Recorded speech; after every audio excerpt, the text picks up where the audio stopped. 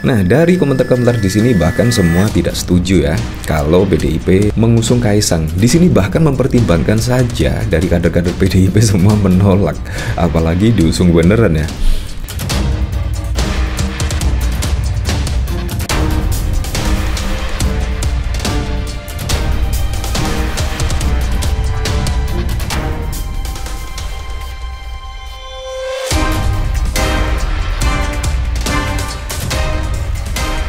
Di sini apa yang dikatakan oleh Puan Maharani pada waktu lalu, yaitu yang akan mempertimbangkan Kaisang untuk di Pilkada Jawa Tengah, menurut saya sangat masuk akal sekali dan sungguh ide yang sangat brilian sekali. Ya memang kalau kita mengetahui dari elektabilitas Kaisang dari survei LSI, di situ bahkan menyebut Kaisang dipasangkan dengan siapapun pasti juga akan menang. Dan yang kedua juga kalau kita lihat dari tingkat kepercayaan masyarakat kepada kinerja Presiden Joko Widodo juga sangat tinggi sekali. Nah, menurut saya apa yang dikatakan Puan Maharani sangat rasional sekali. Nah, bayangkan ketika Puan Maharani, ketika ada pertanyaan dari wartawan, apakah akan mempertimbangkan Kaisang maju di Pilkada Jawa Tengah, ketika Mbak Puan Maharani misalkan terpancing, yaitu tidak akan mengusung Kaisang. Ya, kemungkinan di situ menurut saya pribadi sih pasti akan dipelintir-pelintir pernyataan dari Puan Maharani di sini dengan menyatakan tidak akan mengusung Kaisang, ogah mengusung Kaisang, pasti juga akan digoreng-goreng oleh ya kemungkinan 58% pemilih Pak Prabowo. Mungkin saja terjadi. Menurut saya apa yang disampaikan oleh Mbak Puan sangat keren sekali, yaitu semua dipertimbangkan. Ya, termasuk nama siapapun. Ketika Ridwan Kamil pun misalkan muncul dari hasil survei di Jawa Tengah, kemungkinan juga akan dipertimbangkan oleh Puan Maharani. Termasuk yang lainnya kemungkinan akan dipertimbangkan. Di sini menurut saya statement dari Mbak Puan Maharani sangat keren dan sangat berdewasa dalam berpolitik. Ya, setidaknya memberikan celah lah, memberikan peluang kepada seluruh masyarakat Indonesia untuk berkonsentrasi pada pilkada. Tidak hanya Kaisang saja, semua juga dipertimbangkan kalau kita melihat dari statement dari Mbak Puan Maharani di sini. Nah, bahkan di sini juga ada yang menyebut kalau memang benar-benar Kaisang diusung di Jawa Tengah. Di sini bahkan juga ada yang mengatakan akan golput karena cagup lain juga orangnya Jokowi. Nah, menurut saya di sini hanya gimmick-gimmick politik ya. Saya masih ingat ya pada waktu lalu, yaitu ketika Rakernas ke-5 PDIP. Di situ bahkan ada berita yang menyebut keputusan PDIP akan berada di koalisi atau berada di oposisi itu ditentukan pada Rakernas ke-5. Tetapi ternyata apa? Setelah Rakernas ke-5 pun tidak ada keputusan PDIP untuk berada di luar pemerintahan atau berada di koalisi. Dan bahkan kalau kita lihat dari pernyataan Ibu Megawati pada waktu lalu, ya gua mainin dulu dong. Nah, menurut saya di situ sangat keren sekali. Akhirnya juga masih berpeluang hingga saat ini ketika pilkada serentak di sini mau berstatement seperti apa masih berpeluang lebar, mau berkoalisi dengan siapa masih berpeluang lebar. Menurut saya memang strategi politik itu memang harus ada kalkulasi politik dan juga harus ada hitung-hitungan politik. Menurut saya Mbak Puan Maharani di sini semakin matang dalam berpolitik. Ya, sehingga membuat penasaran lah. Presiden Joko Widodo juga penasaran dan bahkan dari PSI sendiri di sini bahkan juga memuji Puan Maharani karena mempertimbangkan Kaisang pada waktu lalu. Di sini bahkan menyebut politisi tidak baperan. Menurut saya yang baperan itu PSI ya, kalau menurut saya sih.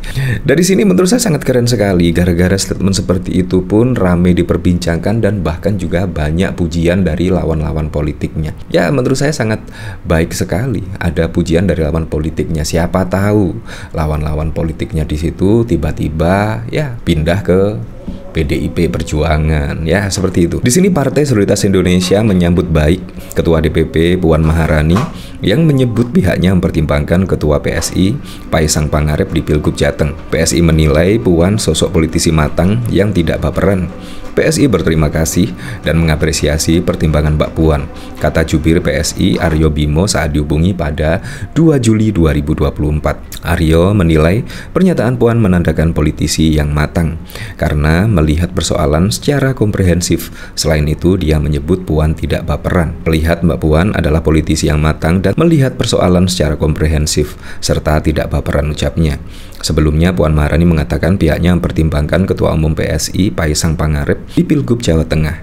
Adapun Puan mulanya menanggapi lembaga survei LSI yang menempatkan nama Ketua Umum Kaisang Pangarep di posisi unggul untuk Pilgub Jateng. Nah, bagaimana menurut Anda? Menurut saya juga apa yang dikatakan oleh Puan Maharani sangat masuk akal sekali, sangat masuk akal. Kalau kita melihat dari elektabilitas dari Kaisang misalnya, kalau kita melihat dari tingkat kepuasan masyarakat terhadap kinerja Presiden Joko Widodo juga cukup tinggi. Jadi menurut saya apa yang dikatakan Puan Maharani sangat masuk akal dan sangat rasional dan juga realistis sekali. Nah, dari sini saya juga penasaran kira-kira komentar-komentarnya seperti apa ya. Di sini dikomentari oleh Duang Warto. Kalau PDIP pertimbangkan usung Kaisang di Pilkada Jawa Tengah.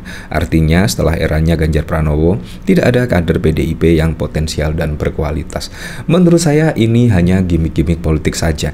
Tidak mungkinlah Mbak Puan Maharani melirik Kaisang. Menurut saya di situ sudah ada lah, yaitu kader-kader andalan di Jawa Tengah.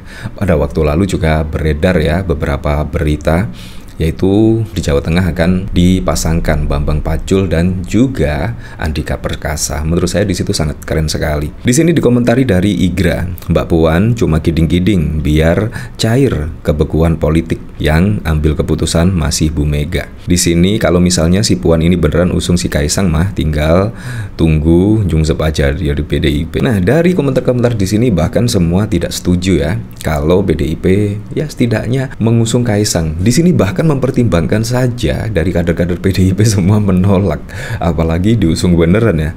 Nah, di sini dari indahnya perbedaan. Sampai PDI Perjuangan mengusung Kaisang, saya sangat percaya PDI Perjuangan akan jadi partai gurem. Di sini dari Bibaim, PDIP, apa ndak jadi pelajaran apa yang dilakukan keluarga Jokowi? Kalau dungu itu jangan kelamaan. Menurut saya kalau kita lihat pada Pilpres yang lalu ya, ketika ada manuver-manuver dari Presiden Joko Widodo. Di situ bahkan dari petinggi-petinggi PDIP di situ menurut saya juga sangat keren sekali ketika menyikapi manuver dari Presiden Joko Widodo. Sangat tenang dan juga ya tidak langsung memaki-maki dan lain sebagainya, menuduh pengkhianat dan lain sebagainya. Di situ memang petinggi dari PDIP ada yang sangat santai sekali menanggapi manuver tersebut. Bayangkan kalau misalnya PDIP pada waktu lalu ikut terpancing dari manuver Presiden Joko Widodo, wah kemungkinan pada Pilpres kemarin tidak akan mendapatkan 16%, bisa lebih di bawahnya kemungkinan ya, karena elektabilitas dari Presiden Joko Widodo pada waktu lalu sangat bagus-bagus sekali, yaitu mencapai 80% lebih. Bayangkan elektabilitas dari Presiden Joko Widodo. Makanya di sini memang harus penuh dengan kehati-hatian dalam menyikapi perpolitikan saat ini, dalam menyikapi dinamika politik saat ini. Tidak usah gerusa-gerusu. Yang penting besok ketika pendaftaran pada pilkada serentak di KPU, kira-kira apa yang diputuskan oleh PDIP?